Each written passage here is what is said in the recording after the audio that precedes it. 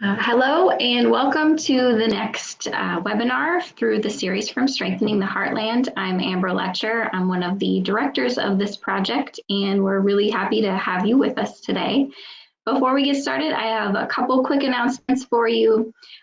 First of all, if at any time during the presentation, if you have questions, feel free to type those into the questions box in your dashboard. You can type those in at any time during the presentation, but we'll wait to answer those until the end.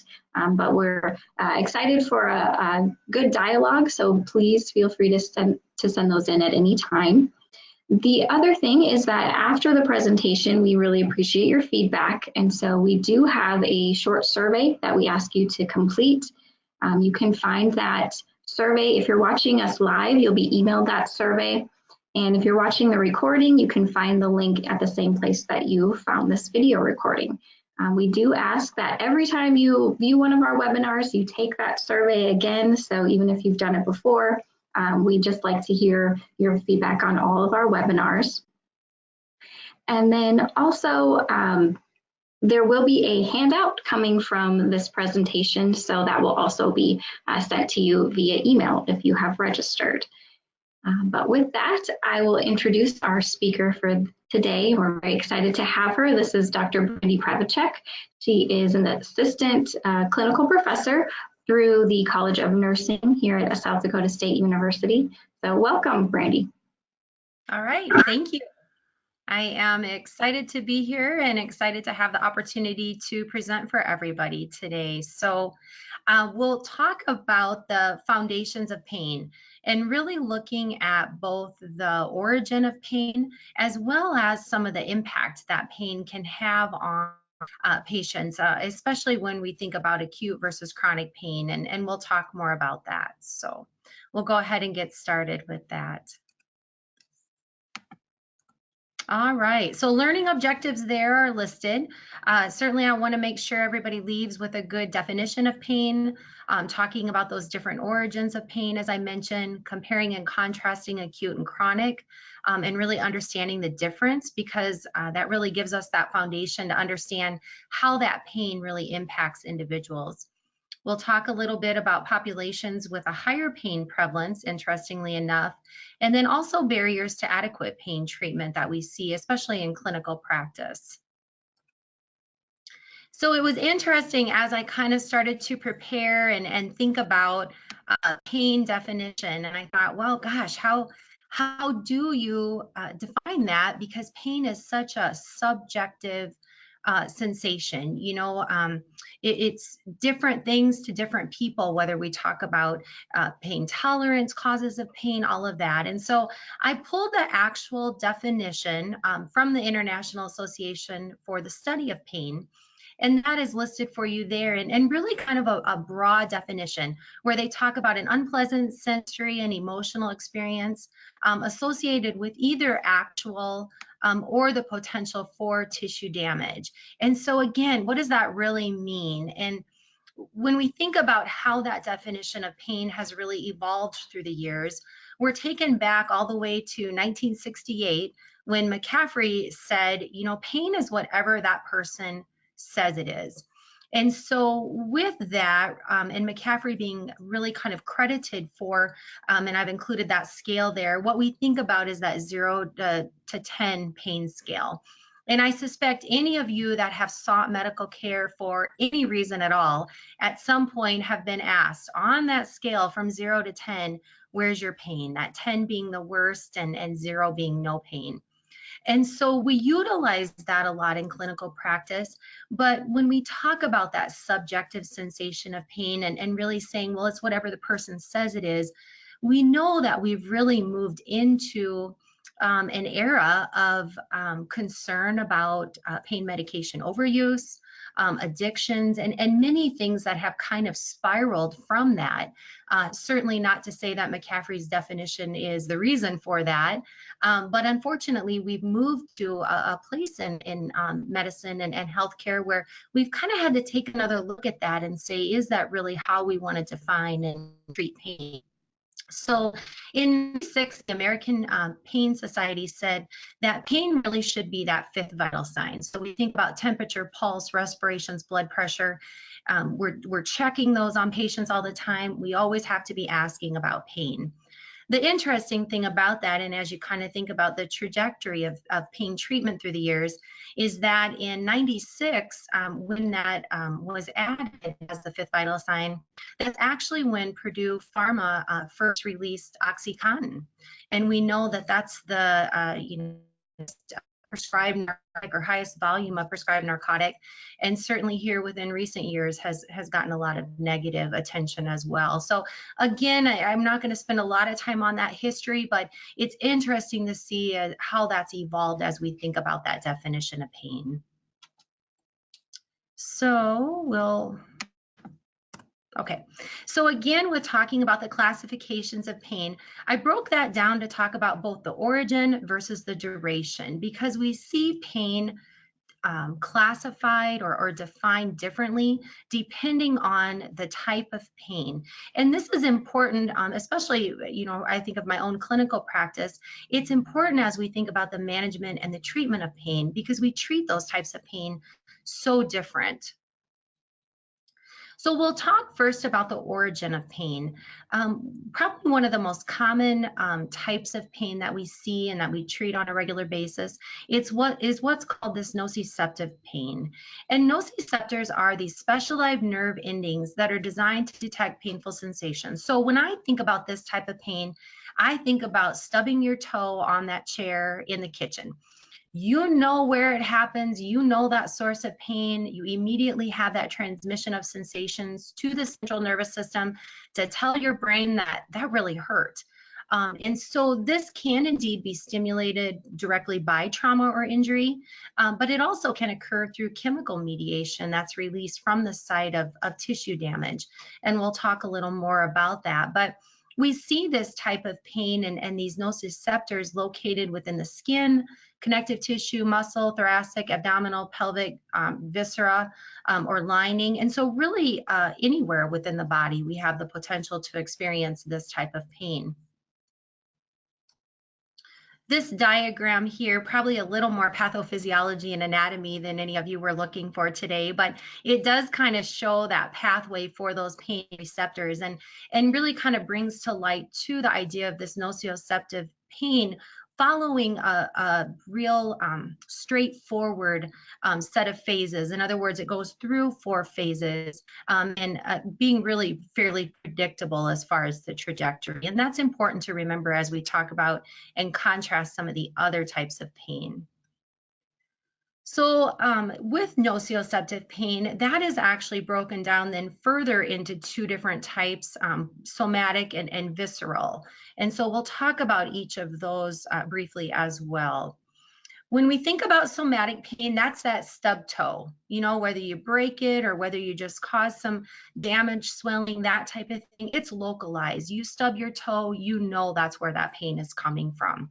People will describe this type of pain as achy, dull, throbbing, but it's coming from somewhere within the musculoskeletal system. So again, fractures, certainly some type of post-operative pain, especially related to the musculoskeletal system. We contrast then that somatic pain to what's called visceral pain. And visceral pain isn't always, in fact, probably rarely as straightforward as that somatic pain. Somatic pain, again, you receive an injury, you have a fracture, that's where that hurts. When we talk about visceral pain, we're talking about pain that really originates from internal organs. So for example, we think of the chest cavity. A visceral type pain would be a pain that comes from the heart. When we think about the abdominal cavity, if we have a visceral type pain, it's maybe got a pancreatic source or coming from the pancreas. And so this type of pain can be much more difficult to treat and diagnose, but it's actually kind of difficult for people to even describe sometimes. People will use words like gnawing, squeezing, cramping.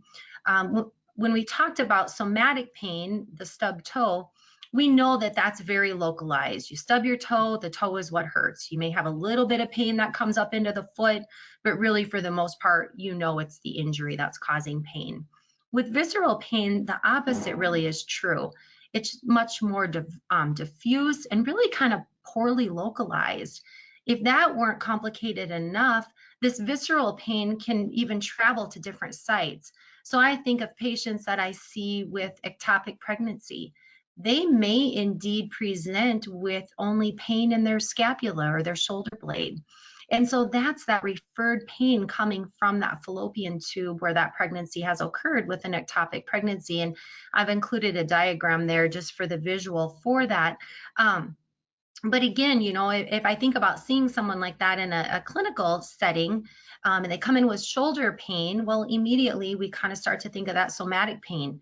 Did you injure your shoulder? What do you do? You know, musculoskeletal, but always remembering that can't be that referred visceral pain, because the presentation of this pain just can be so different.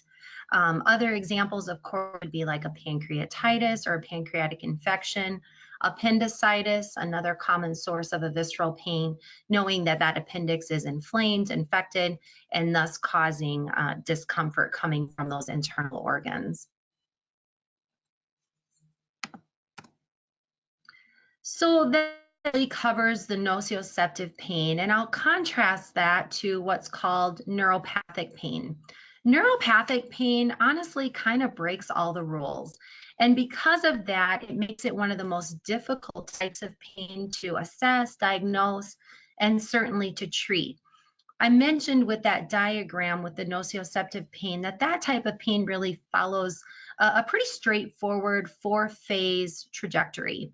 Neuropathic pain doesn't adhere to any rules. And so it really doesn't follow those typical phases that are inherent with both the visceral and somatic pain that we talked about.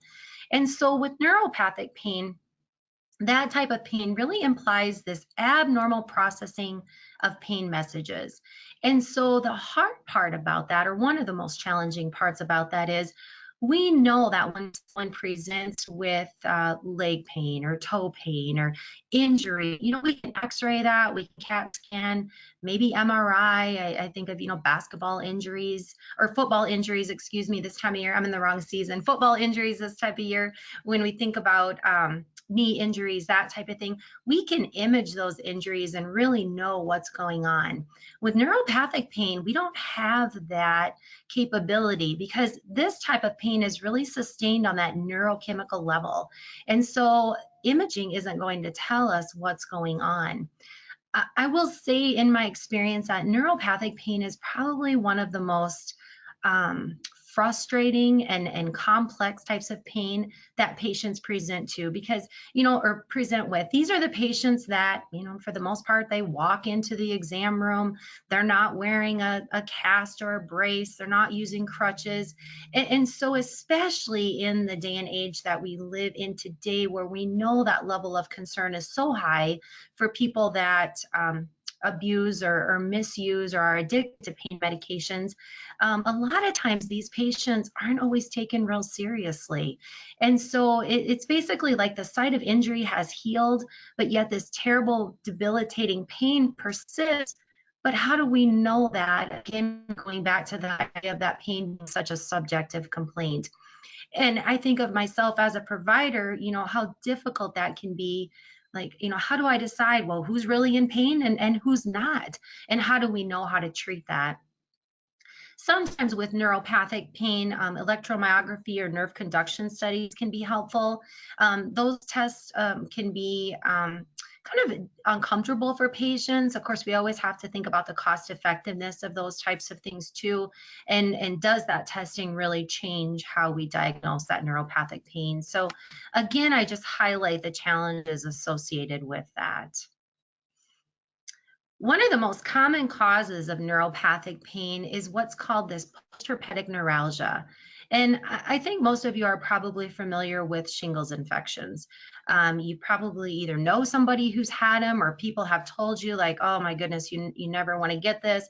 Maybe your provider has encouraged you to get vaccinated for it, which I would encourage all of you to do also if you meet those age requirements. But this post-herpetic neuralgia is a great example of a neuropathic pain. So we know that that shingles infection has lived within those nerve endings, and the injury has taken place to those nerves. Once that rash, like you see here with a picture of shingles, once that rash heals, this neuropathic pain persists. So that's kind of what I'm saying when these patients present, past the acute phases of an infection. The rash is gone, it's all dried up, you don't see anything on the skin, but they're having this terrible, pain. Oftentimes it will keep them down and out. It's very debilitating. We see missed days of work, school, and they'll describe it kind of like an electrical shock sometimes, where it's this tingling, shooting, burning pain. And that really then clues us into the idea that, neuropathically, there's some long-term damage. And many of these people can look at developing chronic pain that they'll deal with the rest of their lives. And we'll talk a little bit more about acute versus chronic pain. The other type of neuropathic pain we see is phantom limb pain. So this will follow an amputation. So for example, if you have somebody who's maybe had like a below the knee amputation for a non-healing diabetic sore, they'll actually continue to have severe pain just like that foot and lower leg were present. They'll describe this tingling, burning, severe pain in a foot that's not there. And so again, difficult to diagnose, difficult to treat, but boy, how frustrating for those patients to try and describe and quantify that pain and to be taken seriously so that their pain doesn't go untreated. So I did add a few other sites of pain, or types of pain, excuse me, based on the source, just because these may be terms that you hear. We talked a little bit about somatic pain, but I did include a little bit more information there, especially when we talk about pressure, trauma, ischemia, or not enough blood flow to that area. This type of pain certainly can originate in muscles, bone, tendons, but also even in blood vessels or joints. Cutaneous pain, cutaneous referring to the skin, just as the name implies, derives from the skin surface and more of that subcutaneous tissue, that outside layer of the skin. This type of injury is more superficial, but can occur with a sharp burning sensation. So for example, a laceration or injury that somebody might present with. And then this very complex psychogenic pain. And this type of pain is actually linked to an underlying mental disorder. Well, you can only begin to imagine the challenges with diagnosing something like that, especially, think back to what I mentioned as far as the neuropathic pain with phantom pain and post-herpetic neuralgia. These people look perfectly normal. And so many, and I hate to even say that, but I do know that many times those types of pain reports may very well be classified as a psychogenic pain, and those complaints of pain not be taken seriously. It really just negates that person's subjective pain report. But it is a real thing at the same time. I mean, we do have people with underlying mental disorders that do indeed have this severe pain that really there just is not a source for, and again, linked to that underlying mental disorder. So very complex. So the other classification of pain, I talked a little bit about origin. Again, probably a little more anatomy and pathophys than anybody was looking for today, but I just can't stress again how important it is to understand those types of pain, because I think, oftentimes we just say pain. Well, where's that coming from? And you can see how different so many of those are managed and treated. To make things even a little more difficult, the duration of pain really can kind of guide how that pain is managed. So when we talk about acute versus chronic pain, what we're talking about is how long has that pain been present? So if we think back to some of the first couple slides that talked about the nociceptive pain with, for example, the stub toe or the broken leg, typically that's going to be an acute pain, and we'll kind of talk about the predictable trajectory of that. But we know there's going to be pain when that person breaks that great toe, but we know that that pain should follow a predicted trajectory and improve in a fairly short amount of time. Chronic pain refers to pain that's there for 6 months or longer. That's really kind of the textbook definition of it, although chronic pain certainly can mean different things to different people. I think the real challenge lies within this occurrence of what's called acute on chronic pain. So to classify that, I would say think of somebody who maybe has dealt with a long debilitating history of chronic back pain, maybe injury related, maybe they had a motor vehicle accident in their early years. And so they deal with this chronic back pain. It affects them on a daily basis. Well, then all of a sudden that patient's in the hospital and they're having their gallbladder removed, completely unrelated to the back pain, but yet they're still dealing with that back pain. So then we have this kind of acute pain really superimposed on the chronic. And so certainly treatment challenges that come with that as well. And I'll break each of these down just a bit for us also. So as I mentioned, with that acute pain, we know that it's short-term and it's self-limiting. When we think about pain overall, it really is kind of a protective mechanism, right? So if we hurt our back and we experience pain, our body's telling us there's been an injury there. This isn't the time to go out and rake leaves. This isn't the time to go and lift a bunch of heavy boxes up the steps. Your body is telling you there's pain there and you need to protect that area until it heals. And so again, with acute pain, we follow this predictable path. And we know that this type of pain really goes away after that injury heals. The fracture heals, the stub toe heals, and the pain goes away. Examples of this that I included would be things like surgery. So again, that gallbladder surgery, trauma, kidney stones being another one. I've never had kidney stones, but I've seen many patients that have. Maybe many of you have had.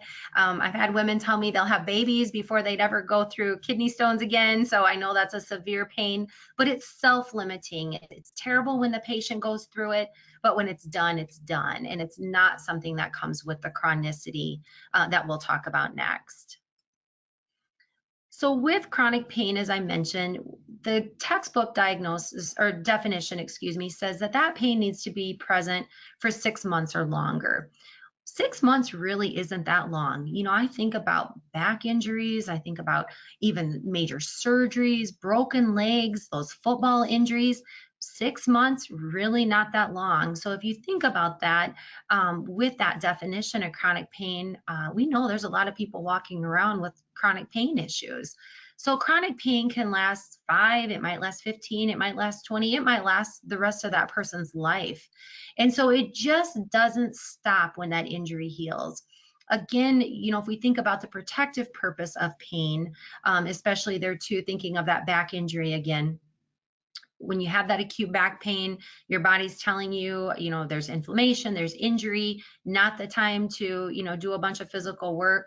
Chronic pain really surpasses that protective purpose and really leaves the person with this ongoing, nagging, debilitating pain, even though that injury has a long time ago healed. The level of pain intensity, and I just want to stress this, really doesn't always correspond with the physical findings. And this pertains especially to the idea of chronic pain. Again, when we think about chronic pain, oftentimes these patients are labeled as malingerers, maybe attention seeking, certainly drug seekers. And again, with changes in prescriptive recommendations, many of the disastrous effects we've seen from long-term pain medications, that's more common all the time. And so certainly it's important that awareness is there, but yet you can see with patients being labeled as such how oftentimes pain can go untreated, especially when we think about chronic pain. I did just include a little bit of information here too. And as far as chronic pain is concerned, it's really important that we separate that out to talk about cancer related pain versus non-cancer related pain. In other words, malignant versus non-malignant. You will see cancer pain fluctuate within the course of the disease. And so in other words, maybe at the time of diagnosis, for example, pancreatic cancer, pain may not be very severe initially. As that disease progresses, we know that pain can become unbearable. And so really following what we would expect to see with the progression of a cancer. With non-malignant pain, and I think that's really where a lot of the challenge of treatment of pain lies, is you have this person experiencing this chronic pain, but typically it's associated with musculoskeletal conditions, arthritis, low back pain. Fibromyalgia is oftentimes a common cause of non-malignant pain. For those of you that aren't familiar with a diagnosis of fibromyalgia, fibromyalgia is really what we call a diagnosis of exclusion. And so basically you kind of have to go through and exclude everything else that could be causing that pain. And oftentimes fibromyalgia is kind of that diagnosis of what you're left with. And it doesn't sound like a great science to diagnose things in that manner. And I'll tell you, sometimes it doesn't feel like a great science to diagnose things in that manner. But yet at the same time, you know, we don't ever want to diagnose something like fibromyalgia only to find out, you know, maybe that patient did have an underlying cancer or some type of a disease that we could have intervened in as far as the progression and failed to do so. Fibromyalgia is classified by intense musculoskeletal pain. I'll describe it best as kind of a hypersensitivity to pain, or sometimes even just, you know, touching the back of the arm of somebody that suffers from severe fibromyalgia might be such intense pain that even having any person-to-person contact can be very difficult. And so it can be a very debilitating and frustrating disease, oftentimes resulting in depression, you know, loss of employment, just a lot of sequelae that come with a diagnosis like that. Certainly with fibromyalgia, there's kind of this continuum, and in other words, people may have very, you know, mild cases of it, but again, severe enough that it affects them on a daily basis. So I suspect that's probably a term or a diagnosis you hear frequently. And so I just wanted to be sure that I included that as far as a chronic pain is, a type of chronic pain is concerned. So we'll talk a little bit about the pain impact. So what does all this mean? Whether it's acute pain, chronic pain, you know, somatic, visceral, fibromyalgia, you know, what does it mean? Well, it means a lot. It's a significant public health problem, and it's been classified as such, you know, by the CDC. And so with that comes this realization of how many people in the United States have a pain-related condition. You know, I've worked as a nurse practitioner in a family practice for just short of 20 years. And I will say that pain is probably one of the most common symptoms and diagnoses that I see. Certainly more recently, having worked in palliative care, where we deal with a lot of end of life pain and progression of disease, certainly that very common in that population as well. And so really, I think no matter what kind of focus you have of, you know, in healthcare, you're going to see patients with pain, whether, you know, you're a counselor that's seeing somebody who's dealing with depression from pain, whether you work in some type of administrative type position, school or whatever, and you know, maybe having students and faculty that are affected by pain. So I think no matter what you do, with 100 million adults, more than 40% of the population walking around with a pain-related condition, you're going to see this. And so it's estimated that nearly 40% of this population with pain have chronic pain. And so again, thinking about that sequelae that comes with that as well. Not only is it debilitating, but it's expensive.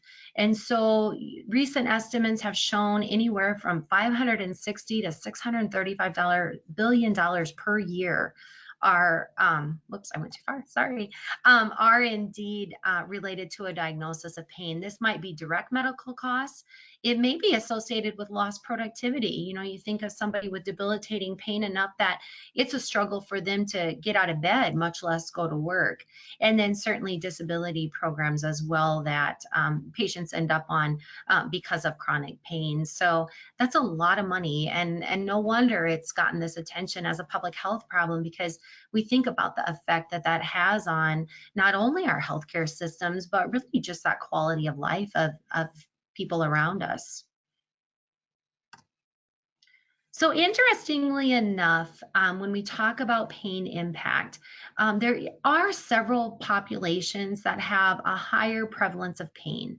And so according to the CDC, you know, here's the list. We talk about women, older adults or elderly, um, previously but not currently employed adults, adults with lower socioeconomic status living in within the poverty guidelines, adults with public health insurance, rural residents, and then those with less than a high school education. So what's interesting to me about this list that the CDC puts out is, yes, indeed, we're seeing a higher prevalence of pain in these folks, but what came first? You know, is it that they maybe were employed and had a great job and an income and a productive employee, and then, you know, they have this terrible debilitating injury or they're in a motor vehicle accident? Well, pretty soon they're not employed because they can't get to work. The pain is so severe. Well, we know what comes after that, right? If you're not working, then, you know, poverty is unfortunately, you know, oftentimes knocking on your door, especially if maybe that was the primary income for that household. And so I'm always a little hesitant when I see these types of lists, because again, it's certainly they do have that higher prevalence of pain, but really, again, what came first? You know, was it that they have this terrible crisis and life-changing event, and then now they fall into these categories, and then of course are classified as having a higher prevalence of pain? I'll talk a little bit in the next couple of slides as far as older adults are, but I do just want to touch on that briefly. Oftentimes, we as a society and even as healthcare providers, like myself, we kind of sometimes fall into this expectation that pain really just comes with getting old, and that it should be kind of just this expectation that if you live to be 75, 80, 85, you're going to have pain. Things don't work as well. You just are at a higher risk for pain. And what happens oftentimes is, because of that mindset or that train of thought, we just don't always treat that pain as well as we should, or we don't look for underlying causes, because we say, well, you know, like, you're aging, it's to be expected. But it really, pain should never be considered a normal part of aging. There always is some underlying cause of it. Granted, that might be some type of arthritis, which we know we're at a greater risk for as we get older. But again, pain with no underlying explanation is just not a normal part of aging. And so I just caution everybody just to kind of be aware of that we just don't write those elderly folks off, because oftentimes, like I said, it does lead to that under recognition, under treatment of pain, which in my opinion, when we talk about treatment of pain, I truly believe that under treatment and under recognition of pain is really just as big a problem as over treatment of pain. So when we talk about under prescribing, to me, that's just as profound as over prescribing. You know, certainly the over prescribing and abuse and such, I think gets a lot more attention, because that's really been a focus here as we talk about the opioid crisis and such that we're currently experiencing in the US. And certainly I don't mean to negate the importance of that in and of itself being a public health problem, but you know, these patients that I think of, patients I see in palliative care, you know, they're at their end of life, many of them, and research support this. And I'll tell you, even from my own experience, many of them will tell me, and again, it's supported in the evidence, that their biggest fear is dying in pain. And so when we have this current opioid crisis and this current kind of atmosphere surrounded by prescribing, what that does is it really kind of pulls back how aggressive we can be or we are with pain management. And so when we think about somebody at the end of life, whether it's cancer or whatever, you know, their pain being undertreated, I think, is really a sad situation. But we do see that, and like I said, it has kind of progressed with so much of the focus being on this overprescribing. So I got off topic a little bit. You can feel my passion for palliative care come out there. So I just hate to see that, like I said, in clinical practice.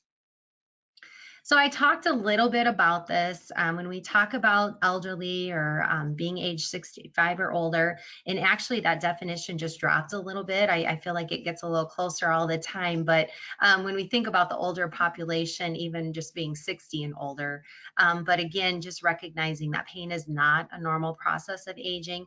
It always indicates an underlying pathology or injury, even if that is some type of a chronic diagnosis such as arthritis. But really should never be considered anything that we expect elderly to tolerate or accept in one's years, one's later years. And then, like I talked about previously, just leading to that less aggressive treatment for both malignant and non-malignant pain.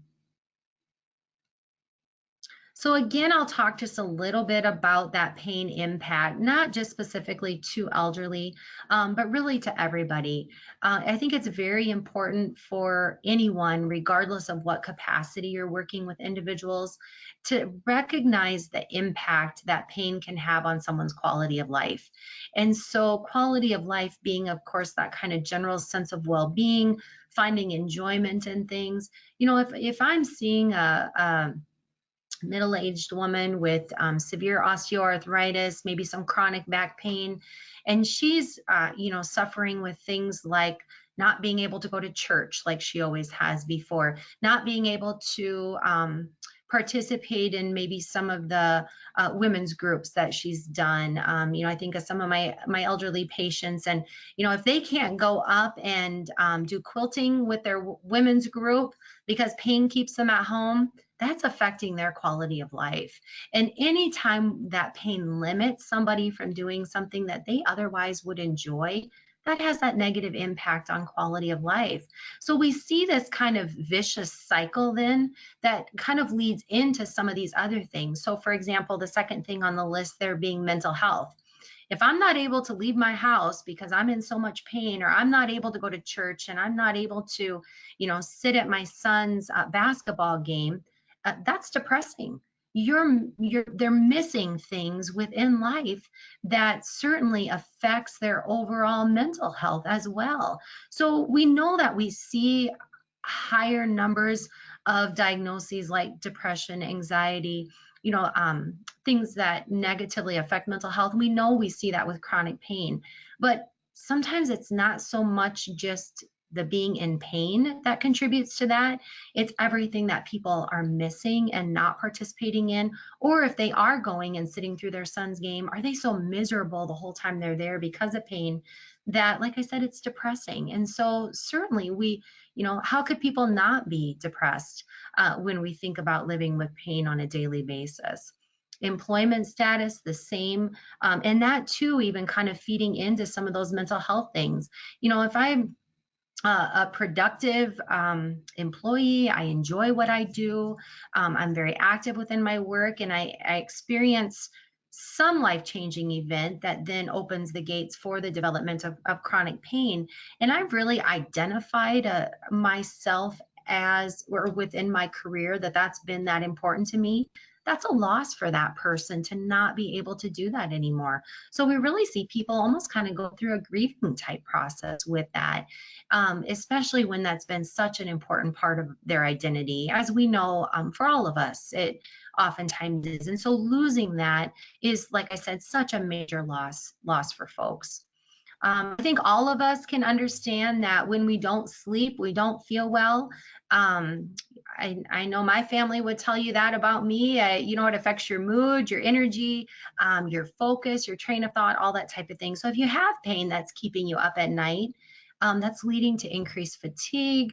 There too, that has negative effects on our adrenal system. We kick out all kinds of cortisol, that stress hormone. We're trying to get through the day even though we're exhausted. That then in turn lowers our immune system function, which can have detrimental effects because it puts us at higher risk for infection and other disease, especially autoimmune. So again, thinking of that whole vicious cycle that can come from sleep being interrupted.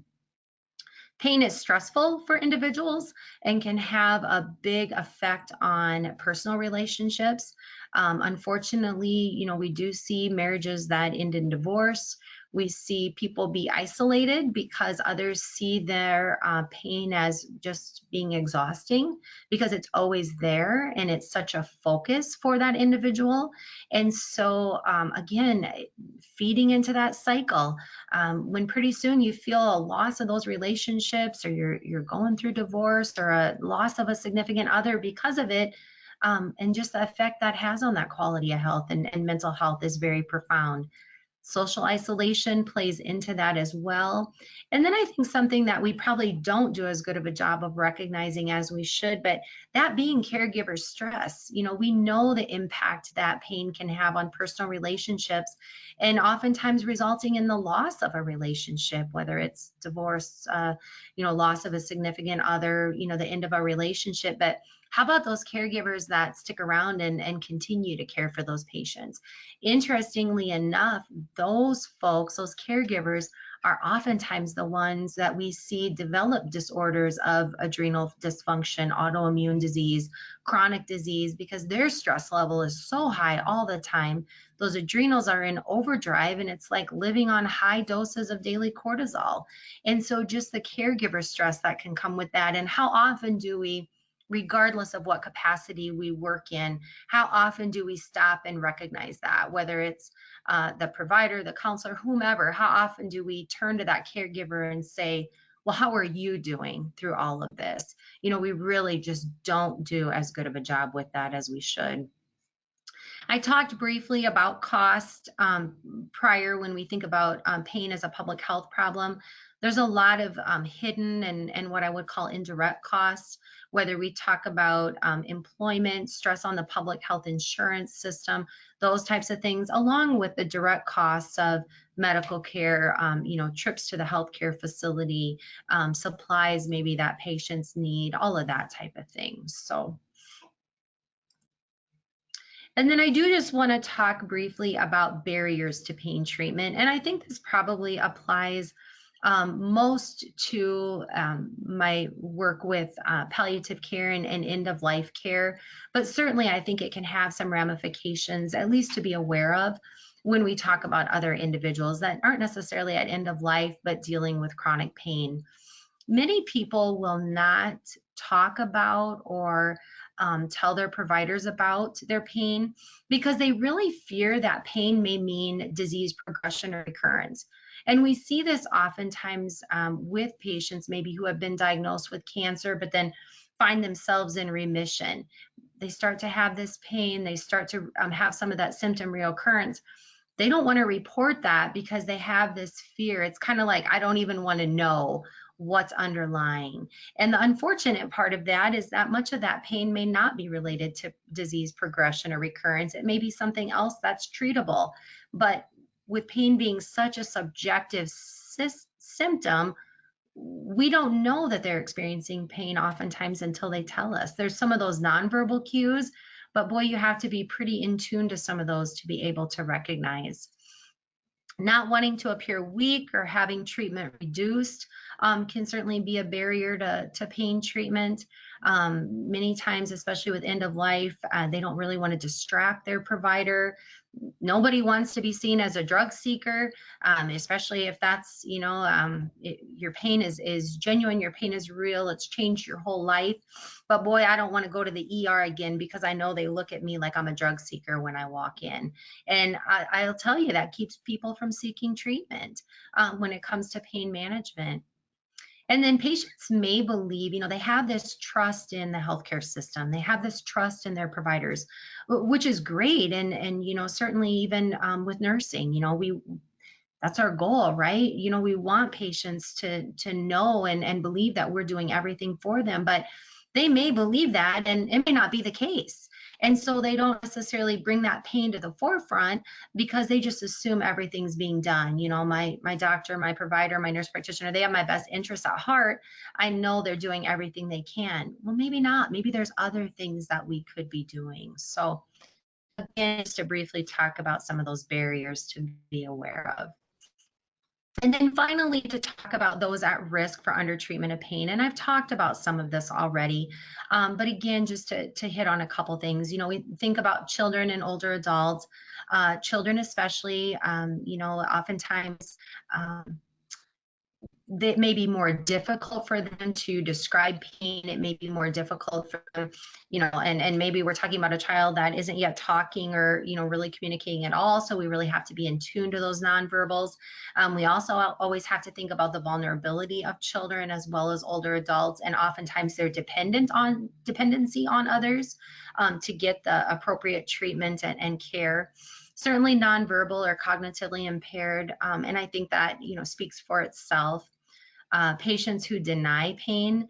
And I'll kind of link that, skipping ahead to the cultural considerations. In the community in which I work, we take care of a lot of the Hutterite population here in South Dakota. And I will tell you, those are some of the toughest, most stoic individuals I've ever met in my life. Which is great. And honestly, it has served them well in so many capacities and really speaks to just their underlying tough nature. But when it comes to pain and being willing to admit that they have pain or seeking treatment for pain, it's not so great because it really does result sometimes in under treatment and under management.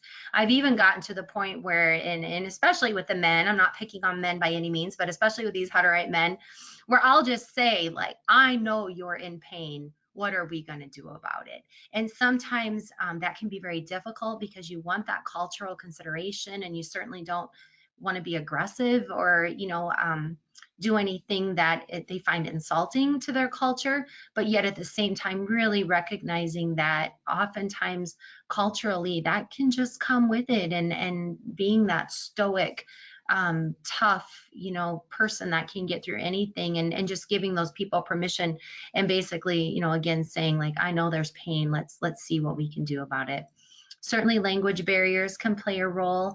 And then I'll end with just saying anybody with a history of addictive disease of any kind, whether we talk about alcohol, drugs, anything like that, those patients oftentimes are at risk for undertreatment of pain because of that history. And I think that's very unfortunate, but yet I do think there's that very fine line in identifying those that may indeed be seeking or feeding that addiction, but yet at the same time, those that have faced their demons and dealt with their addiction, but really truly having pain related to something else, unfortunately, are oftentimes left untreated and undertreated because providers may have this mentality that, well, I don't want to give them anything for pain because I don't want to do anything then that increases their potential of those addictive behaviors. So it's a difficult situation to be in, but yet at the same time, I think having that awareness that just because there's that history of addiction doesn't mean that those people are drug seeking, and it doesn't mean that their pain isn't real. And I think that's so important that we recognize that and really give that appropriate holistic care to everybody that needs it. So So that brings me to my references, and certainly will open it up for any questions. Wonderful. Thank you so much. We do have a few minutes yet, so if anybody wants to type in a question, we're happy to do that. I'm sure Brandi's happy to take more questions, more specific questions from you. A couple of things that jumped out at me as we're maybe giving people a chance to type. You mentioned 100 million people have some kind of, experiencing some kind of pain, which is just a huge amount. But then thinking about, the family, the caregivers, and all of those indirect relationships that are really also dealing with chronic pain just with someone they're in a relationship with. That's just such a huge number. It's a huge issue. It is, and certainly when we think about it, from a healthcare system and the cost perspective, it's tremendous. But as you mentioned, just in the number of people that are affected, and I think sometimes it's very easy, especially from a healthcare perspective, which of course is my perspective. It's very easy sometimes to focus on that patient. And I think just remembering all those people around them that are affected is so important for us. And again, just really approaching that from that holistic standpoint, whether there's children in the home, whether we're talking about a significant other, all of those things I think play such a big factor. Yeah, yes, definitely. I also noticed rural residents were on your list of people who see a little bit more chronic pain or symptoms of that, and maybe people who have more isolation. Again, going back to those rural patients, and I think about a lot of the individuals we work with strengthening the heart. A lot of them are involved in the farming ranching industry, which has injury, but also a lot of perspective of maybe viewing pain as a weakness and also being more stoic.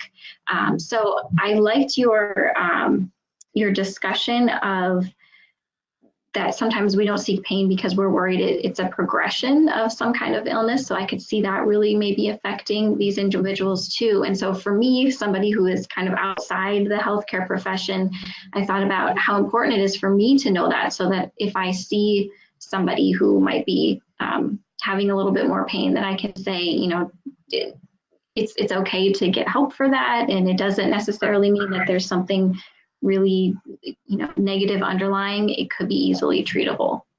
Right. And even, as I think about being a family member of somebody who's maybe, or in remission or has that history, and just really having that recognition to say, like, just because you have pain, it doesn't mean it's that bad. Maybe it's something that if it's caught early, it doesn't progress, or maybe it's something really pretty straightforward, can be treated pretty simply. I didn't talk a lot about the rural residents, but I do always have this kind of mentality in the community that I work with, that I know if I'm seeing a farmer in the emergency room with pain, like, it must be really bad, especially this time of year, because for them to, leave harvest, leave work, take the time and the expense, we certainly know there's a lot of stress related to agriculture now, as far as financial and coming off a devastating year as we've had.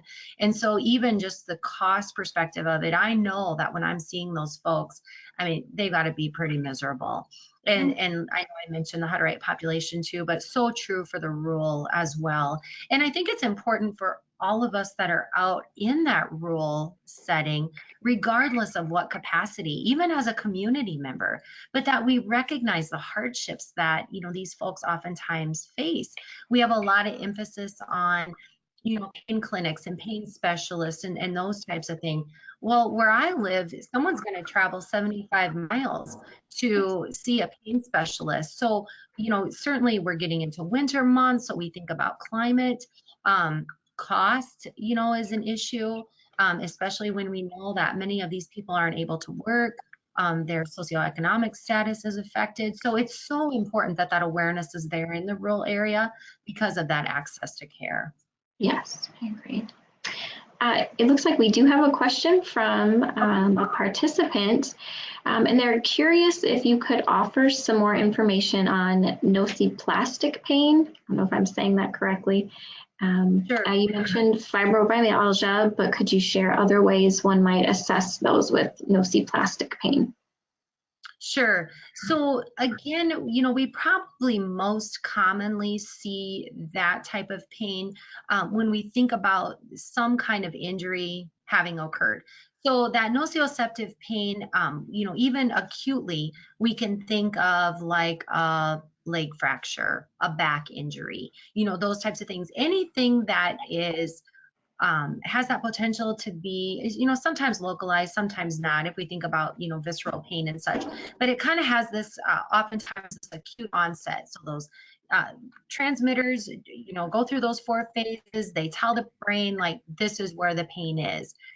The interesting thing about the nociceptive pain is you can have those acute incidents of pain that really follow that expected trajectory.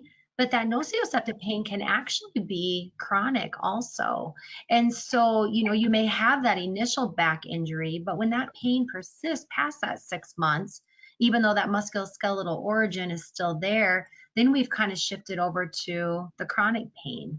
Fibromyalgia being more like the neuropathic type pain, or really there's, I guess, some debate about that as well. But you kind of have this almost like a hypersensitivity, and some believe that lives in the nerve endings, and then others think of it being more of like a musculoskeletal type system. But again, I think the challenges with treating that or with managing that are so inherent. If we have a hard time defining something, then certainly we're probably going to have a hard time managing it or treating it. So Okay. Oh, and I think maybe my interpretation. So they're asking about some nociplastic versus nociceptive. Is there different definition maybe? Yeah, neoplastic, of course, would be like a cancer origin.